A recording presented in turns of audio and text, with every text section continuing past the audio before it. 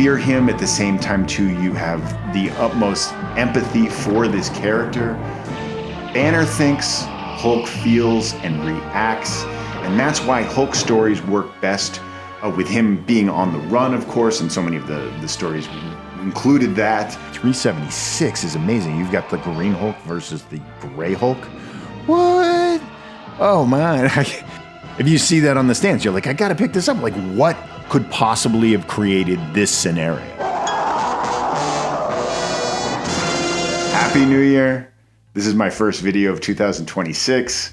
I'm gonna do the 22 greatest, in my opinion, Incredible Hulk covers, and I'm gonna cover the Silver Age, the Bronze Age, and the Copper Age. I'm not gonna go too far beyond that. Most of my videos do cover the film industry, storytelling, whatnot. If you are one of my subscribers and you've subscribed for that specific reason, hang in there. I'm gonna do more. I got a couple of film videos that are coming out real soon. This one is strictly for the comic book lovers. And of course, comic books are steeped in storytelling. So here we go. If you would, click the like, click subscribe. It helps my channel.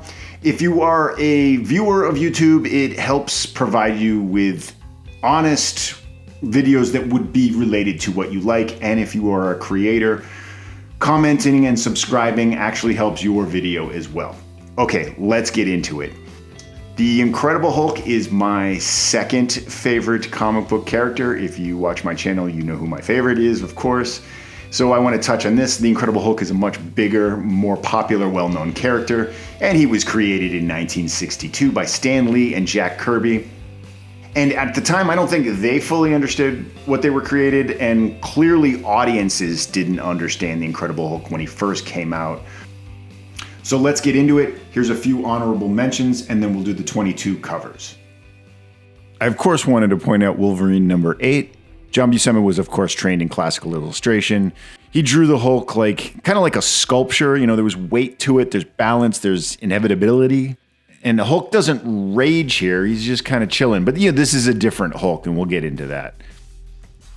Also from the same period, Incredible Hulk number 350, which was done by Jeff Purves.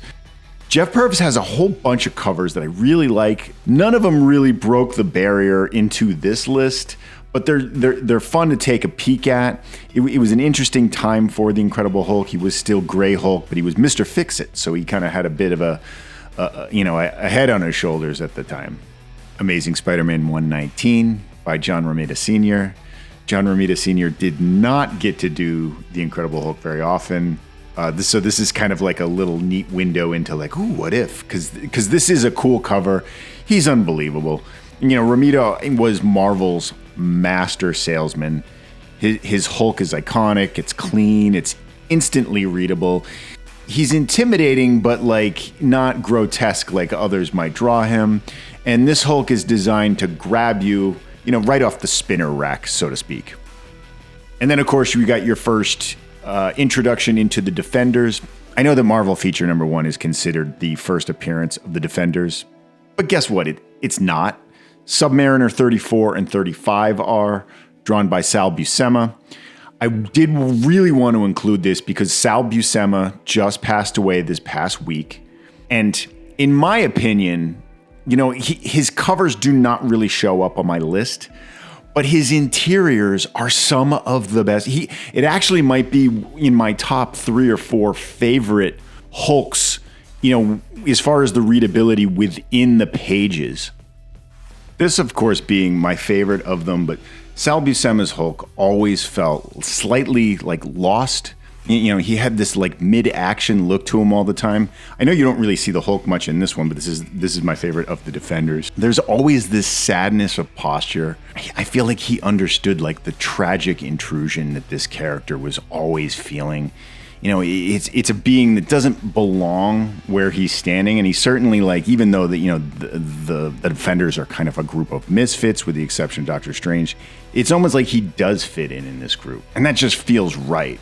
And I wanted to, you know, expand on Sal Buscema a little bit. I mean, he was Marvel's most dependable artist for decades. I mean, and by the way, he was John Buscema's brother, who was, as I mentioned before, a bit more of the classical grandeur of art, But Sal, on the other hand, specialized in clean storytelling. So he had this expressive body language that would flow very nicely from page to page.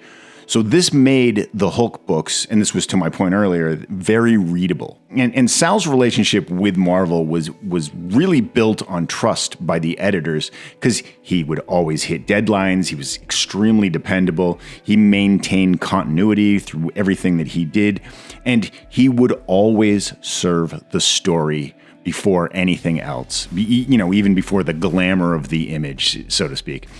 His art was practical, emotional, and efficient, and he wasn't trying to redefine the Hulk. This was kind of a tried and true Hulk that he kept consistent from whoever he took it over from before him. Now, John Buscema drew superheroes like Renaissance figures, heroic and idealized, timeless. But Sal, he drew them like people under stress and were emotionally troubled. His figures would bend, they would slump, they would react. While John gave Hulk dignity, Sal gave him humanity. And this leads us right into two more Defenders books. Defenders number 80, which I really love the cover for this. And then, of course, the so-called first appearance of the Defenders, Marvel feature number 1. Neil Adams, imagine if Neil Adams did a run of The Incredible Hulk, how amazing those books were. I can't find any other books that Neil Adams drew, but he brought so much realism to every character that he drew. But in this one, I just love the way, he emphasizes the Hulk. Number 22 is Defenders 27 by Dale Keown. Dale Keown always drew the Incredible Hulk with emotion in mind, even when he was standing still. He had this internal implied explosion that was about to happen with the Hulk. Keown would stretch his anatomy just enough to make the Hulk feel like he was volatile without actually breaking believability. He was an excellent artist for him within the Defenders. Number 21 is Tales to Astonish by Jack Kirby. This is where the Hulk truly finds himself again. This is where I believe Kirby was starting to draw him in a way that was more traditional and not like kind of the Frankenstein concept that Stan Lee had him create. I just love the way he's fighting Giant Man here. Number 20 is Incredible Hulk number 1 by, of course, Jack Kirby. This is the first appearance of Hulk. This is the first appearance of Bruce Banner, Rick Jones, Thunderbolt Ross, Betty Ross. This is actually my most sought after grail of all books ever. This would be the book, if you ask me, if I want any book ever in any grade, this is what it would be. Now, the original series only had 6 issues. It didn't last because it wasn't popular right out of the gate. But from there, he went and he wandered from issue to issue in other titles. First arriving in the Fantastic Four, and then the Avengers, and then he became a main character in the Tales to Astonish. And most importantly, for all intents and purposes here, artists were drawn to him, and it wasn't because he was easy to draw, it was because he was this character that really called for exaggeration. You could distort him. He had this expressive emotion through his anatomy that was also horrific as well as dynamic and called for a lot of little details. So artists loved drawing him. And over time, Hulk reemerged as a character early on in the 60s, and he became this canvas that artists loved to draw. Number 19 is Incredible Hulk 206 by Dave Cockrum. I was surprised when I was going through the favorites of all of my covers that a Dave Cockrum Incredible Hulk would show up on here. Didn't know that this is the image he drew. This is actually one of the more iconic images of the Incredible Hulk. I had this towel as a kid from the 70s. Every time we went to the beach, every time we went to a pool, everywhere, I had this towel of the Incredible Hulk. It didn't have the background or anything. It just, was a white towel with that image of the Hulk. But, that image of him showed up on so many different things. Posters, t-shirts, lunch boxes, you name it. This was one of the most important iconic images of the Incredible Hulk happen to be drawn by Dave Cockrum. Number 18 is Ghost Rider number 10 by Ron Wilson. I just absolutely love this cover. I think it's wild, it's cool. I didn't know about it. I actually found it by doing this process. And interestingly enough, Hulk's not even in this book. They had preliminarily thought that they were going to have the Hulk in the book, and then they didn't get the book done in time. They had the cover. It ends up being a reprint, and then Hulk shows up in the book following this. So I would buy this book if I saw it on the stands because it just is a great cover. Number 17 is Incredible Hulk 340 by Todd McFarlane. A lot of people would probably assume this is going to be way up. I have talked about this one in the past. It did show up in my top 22 McFarlane covers. Number 16 is Incredible Hulk 208 with Marie Severin. Marie Severin's Hulk looks, akin to Jack Kirby's, and that's because she's one of the earlier artists. So, not that many artists had worked on the Hulk before her. Maybe not any that I can really think of. And her Hulk looks confused and hurt and embarrassed, and this is because her background was in caricatures, so she gave Hulk this emotional clarity. Number 15 is Incredible Hulk 359. This is not an important book. However, John Byrne did the cover. I don't believe he did the insides. It might be Jeff Purves. Correct me if I'm wrong in the comments. Byrne's Hulk, and he did the Hulk a lot. He had this classical control over the way the lines worked with the Incredible Hulk when he drew clean lines. And he had this tragic posture always. This Hulk was like a Greek myth, the way John Byrne had drawn him. He was powerful, doomed, and isolated. And this one just happens to include probably the three most iconic adversaries to the Incredible Hulk in Abomination, Wolverine, of course, and the Thing being probably the biggest rivalry character for the Incredible Hulk. Number 14 is Captain America 110 by Jim Steranko. Steranko usually looking kind of like psychedelic with a lot of his stuff with S.H.I.E.L.D. and Captain America. However, this one does have kind of a pop art feel to it. Bold design, it's striking composition. Hulk becomes more of a symbol in this. And, not just the character, but like the cover feels revolutionary.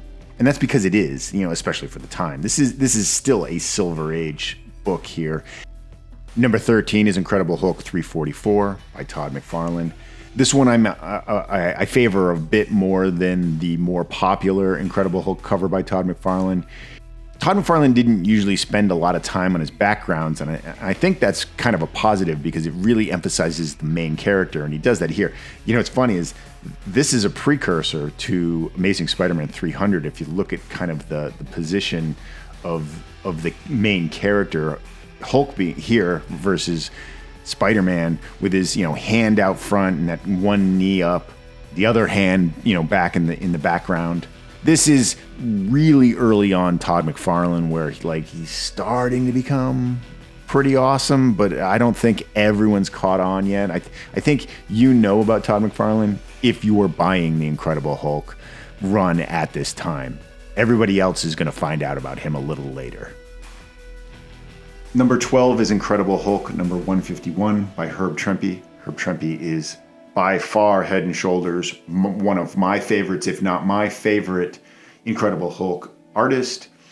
This is right around where Herb Trimpe had kind of become like the firm, permanent artist for the Incredible Hulk. He'd been doing it for a little while, and he's going to continue to do it for a little while after this. He was the staple for the Incredible Hulk, monumental to this point, and his gift was making the Incredible Hulk dependable without ever making him look dull. So number 11 is Incredible Hulk 345. This is my favorite of the McFarlane covers, as you can guess from the thumbnail that I created for this video. His Hulk he's not random, it's strategic. It's really where he experimented with distortion, and he had this freedom to mess with the anatomy, the space to exaggerate emotion through the muscles. I mean, none of these are real muscles, but he had fun with it. Hulk also taught McFarlane restraint because Hulk is large, so he fills the space, but there's no room for anything else. So it's almost like he's drawing characters that don't fit into a box, which is kind of neat. Spider-Man moves through space a lot easier. So this might have been a pretty good experiment for him leading up into Amazing Spider-Man. Todd McFarlane's Incredible Hulk actually kind of went back to its roots. He drew him much more like Jack Kirby, more so than I think any other artist at any point. And he wasn't random about the way he did it. It was very strategic the way McFarlane drew Hulk. Highly, highly detailed, a lot of little marks in there. He was experimental, and he did a lot of distortion to him. He had a lot of freedom from, the anatomy, where his anatomy looks ridiculous. It's not something that looks like proper anatomy, but he could get away with it because the Hulk is a monster. There's no defined way the Hulk looks. There's so many different artists before him that had tried to experiment and do him in different ways. So he had that liberty to do that. Number 10 is Incredible Hulk 64 from a later run of the Incredible Hulk. This was Mike Deodato. This is definitely the youngest book on the list. I just thought it was cool, so I wanted to include this one. Number 9 is Fantastic Four 112 by John Buscema. This is where Hulk and the Thing truly shine together. We've had some establishing points up to this, which has created this camaraderie between the two. There's a bit of rivalry that goes on, and this is kind of like there's been enough time in between the last time and then this time for it to really take effect, and readers are jumping on top of this. Fans were excited just to see not really who would win, but like how this battle would go about. And readers were excited about these two characters because Ben Grimm was like the monster with a family, and Bruce was the monster who was denied a family and always kind of like on the run and searching for either, the Hulk wanted solitude. Banner was looking for his place in the world. And Buscema draws them equally powerful, but like emotionally just they're worlds apart. And that contrast is why these matchups mattered to audiences. And this was, one of the great Buscema covers. And since we're on the Hulk Thing rivalry, I wanted to throw in these are some honorable mentions that I didn't put in the beginning, but like Giant Size Superstars #1 by Rick Butler. This one has a cool cover that I just like the way they're fighting, and it's a little bit of a joke because they're in a boxing ring. And then of course the first interaction, I just wanted to honorably mention this as well. Fantastic Four #12, another Jack Kirby. Kirby pits him against Marvel's most intellectual heroes, and they're iconic. If you know the early 60s as far as the Silver Age of Marvel Comics, the Fantastic Four is the iconic team that is the paramount and sets the stage for the Marvel Universe. They slide the Incredible Hulk into it, and this is kind of where Hulk starts to get some attention because I think his book is going on at the time.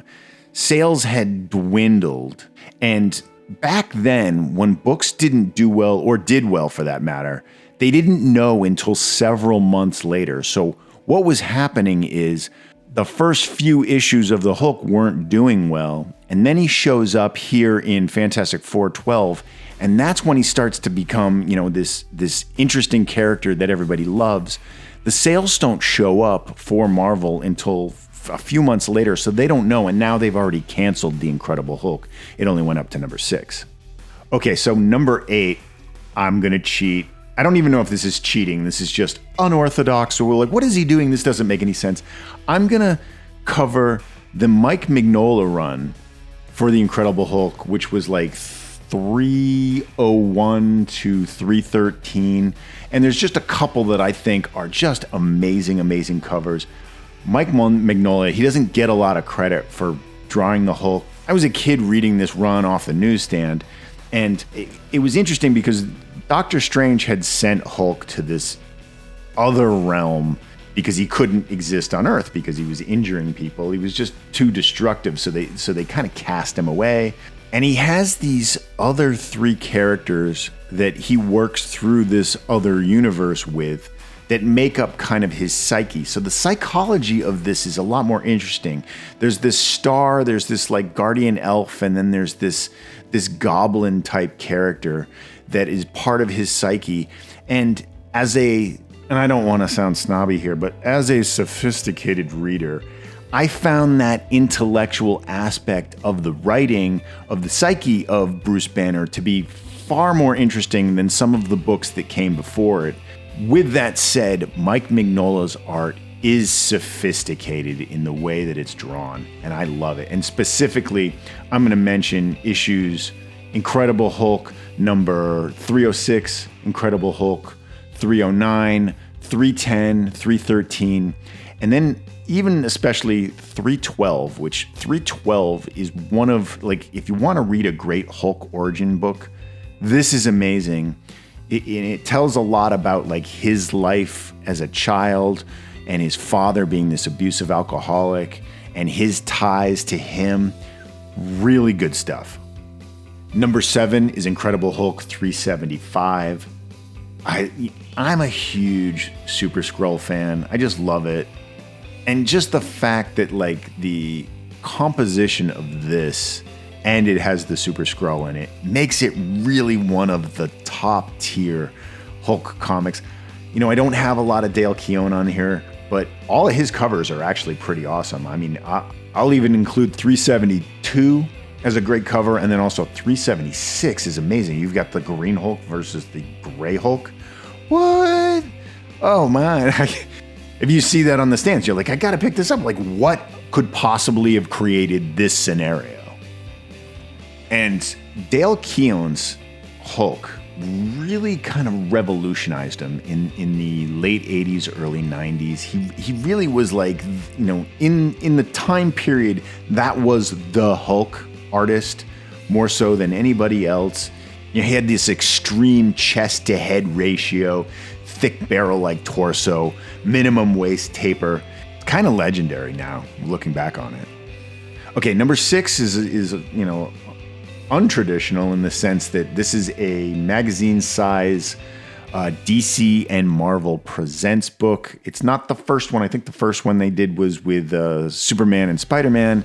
These are their next two-tier characters for both DC and Marvel, and that would be the Hulk versus Batman by Jose Luis Garcia Lopez. And I believe he did you know, a couple of interiors for the Hulk, but he mostly worked on Batman, and that's why he's being utilized here.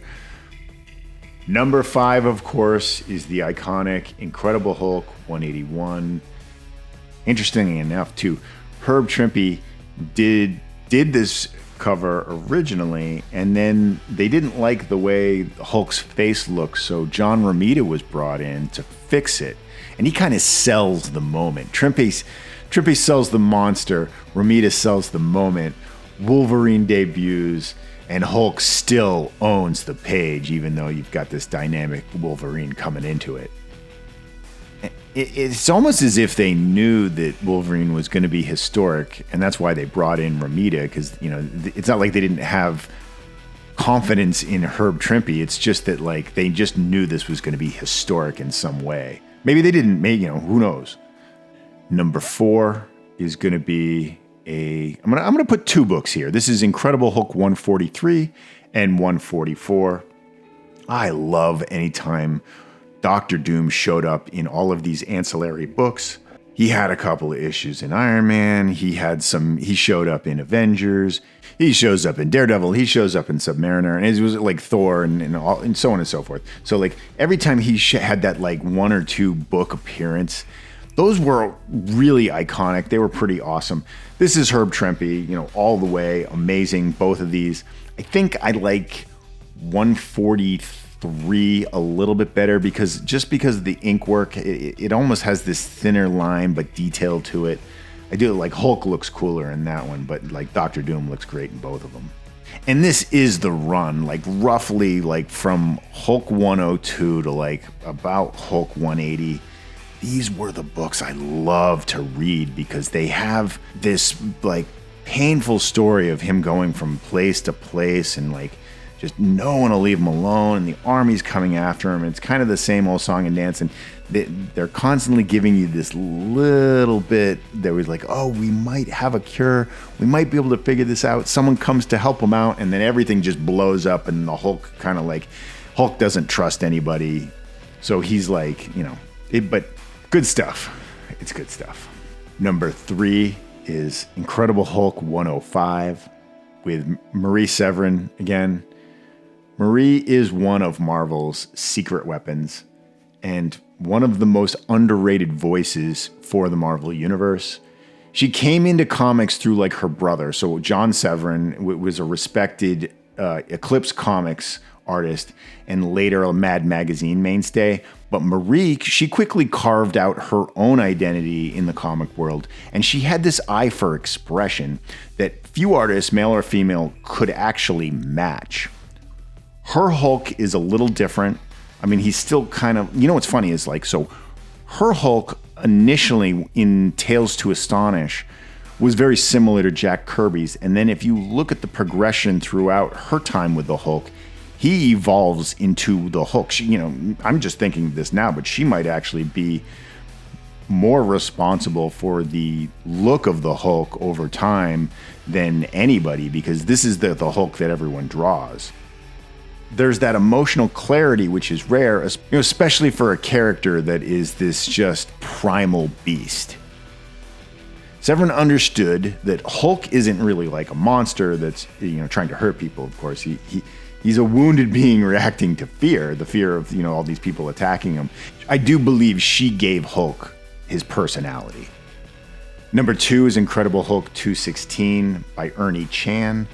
Ernie Chan actually has this tiny little run in these Hulk series, and I wish he had done more of them because his is actually very similar to Sal Buscema's, but I like Ernie Chan's just a little bit better, and Ernie Chan's is the one that has the cool covers. This Hulk is actually like, you can see that he's tired and heavy and worn, but he's still an unstoppable force. And then my number 1 favorite Incredible Hulk cover. You may have guessed it if you've seen my 50 greatest comic book covers, because this is on there high up on the list. And that's Incredible Hulk 168. This is a definitive cover for me. It is one of the earlier Herb Trimpe books that I had, but the perspective on it is really like, the more I thought about this book itself, and bear in mind, I've had years and years, decades and decades to think this one over. It's just pretty gnarly. I mean, he's got a perfect mass, perfect menace, presence. I mean, you can feel the weight of him. He doesn't draw him as a hero. He drew him as like something that just exists, that's like this world has to contend with. I mean, and you do feel the size of it. I mean, even though like the city looks so small behind them, like you feel the massiveness of these two creatures going at it in the sky. It's forced perspective, and it's done brilliantly. I think it's one of Herb Trimpe's most excellent pieces of art. The limbs push toward the reader, massive, and they're like foreshortened. His head recedes like slightly, but like it's emphasizing disorientation. And then like the harpy, that's Betty Ross, by the way. She's turned into a harpy, but like, though she's like smaller, she's smaller than him if you look in the book, but like she looks like a powerful, elevated being, symbolic and like compositionally, she's symbolic. And, just for the record, this doesn't say the Hulk is losing. It just says like the Hulk is momentarily unsettled. At his core, the Hulk isn't really a superhero. He's a character of literature, like deep-seated literature that goes all the way back to, Frankenstein's monster, goes back to Jekyll and Hyde. He is like the epitome of these characters. You fear him at the same time too. You have the utmost empathy for this character. Banner thinks, Hulk feels and reacts, and that's why Hulk stories work best with him being on the run, of course, and so many of the stories included that, where he was on the run. He's emotionally detached. He's hunted by a world that, like, never asks what he needs. They're always asking, like, you know, what is he gonna do to us? There's just this fear of him. And that's why like, so many people relate to this character, because he's not your perfect image of a character. He's not like what people aspire to be. He's the one that's like, people want to help this character. And there's always these really great, interesting side characters that show up in the Hulk, because they're the ones that help this character. And those, you know, the world around him is where you as a reader can sympathize and relate to, because, you know, hopefully most readers are actually sympathetic people with a level of morality that works well in this context. Artists always understood this, and that's why they keep returning to him. Hulk absorbs readers' anxieties, their angers, and people can relate to his sense of not fitting in. And as long as that feeling exists, the Hulk will always endure as a character. I want to thank you for watching all the way to the end. I'm Foxy Cellars. If you would, click the like, click subscribe. You'll get keyed into all kinds of stuff like this. I do focus mostly on storytelling, so if you are one of those people, hang in there. There's going to be more of those videos coming along. But I do sprinkle in some comic book videos from time to time, and this is one of them. Happy New Year, and hopefully this is a great start to 2026.